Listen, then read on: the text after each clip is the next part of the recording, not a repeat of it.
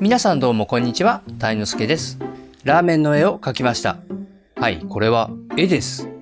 描くのにどのくらい時間がかかったと思いますか？全部で11時間かかりました。よく11時間もかけて絵を描けるなと思いましたか？はい、私もそう思います。とても長い時間ですよね。でもしっかりとモチベーションを維持して最後まで描きましたよ。長時間モチベーションを維持するためにはどうしたらいいか。それは途中途中で少しずつ達成感を得ることです。どういうことでしょうか？絵ができていく過程とともに説明します。それではスタート。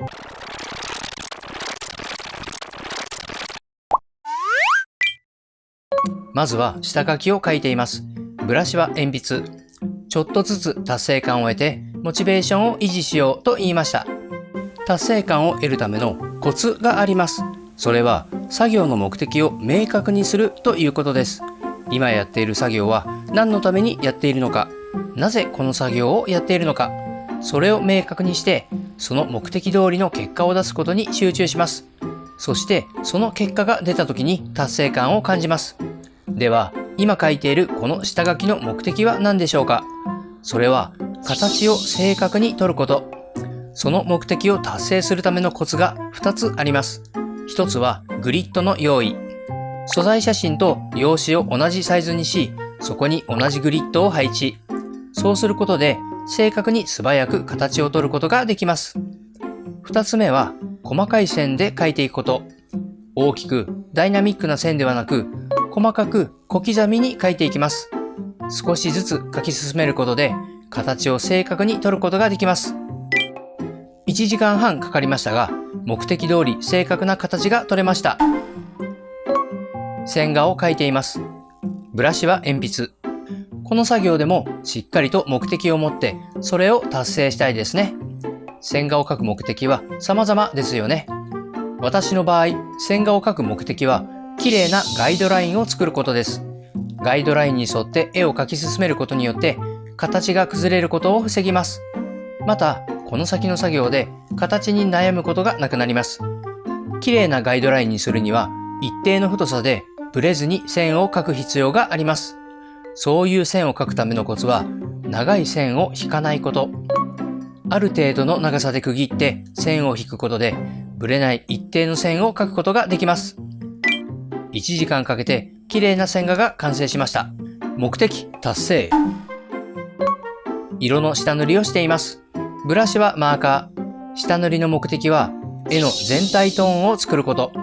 全体トーンを作るということはベースの色を選んで絵全体に塗るということです。色を選ぶためのコツがあります。それはその色だけを見るということです。言い換えれば他の色は見ないということですね。つまり物理的に他の色を隠してしまうんです。私がよくやるのは見たい色以外を両手で隠して片目で見るというものです。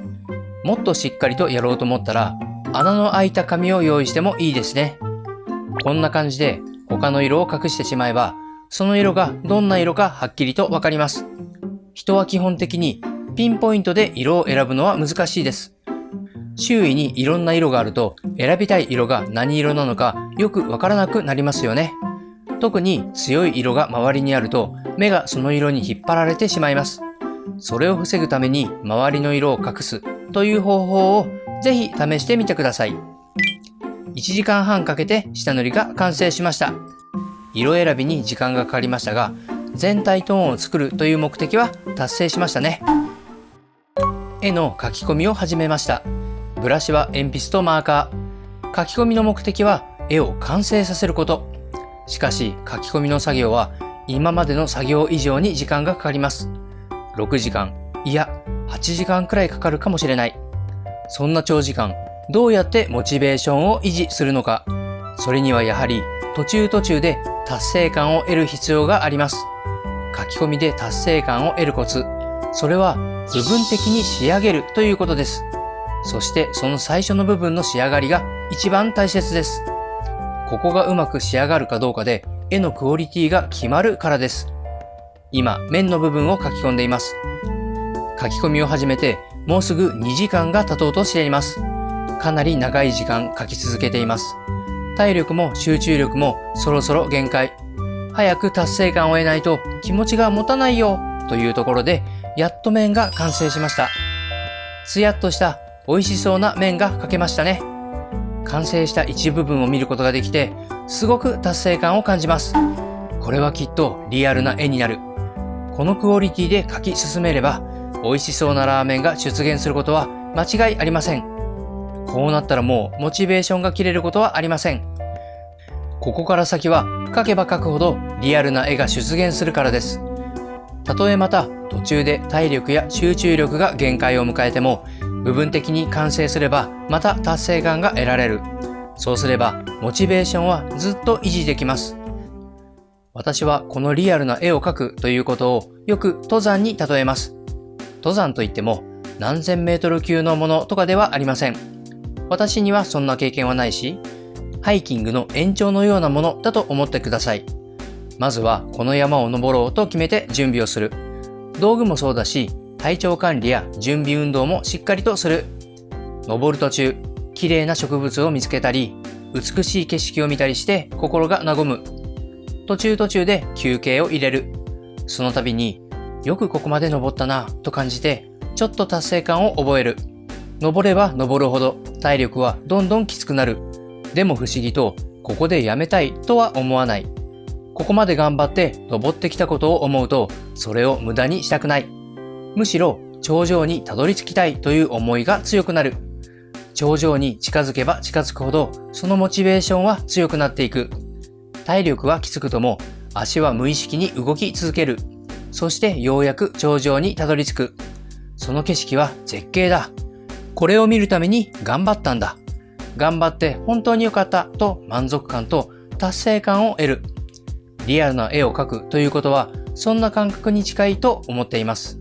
ではそろそろこの絵も頂上にたどり着きます。ということで絵ができました。今回は私なりのモチベーションの維持の方法についてお伝えしました。それぞれの作業にしっかりと目的を持ってそれを達成する。それを繰り返すことでモチベーションが続くと私は思います。皆さんも自分はどういう時に達成感を感じるのかということを考えておくといいと思います。それを意識していろいろな作業に取り組むことで気持ちを切らすことなく最後まで取り組めるのではないでしょうか。もし今回の動画が良かったと思ったら高評価ボタン、応援してもいいよという方はチャンネル登録をよろしくお願いします。それでは最後までご視聴ありがとうございました。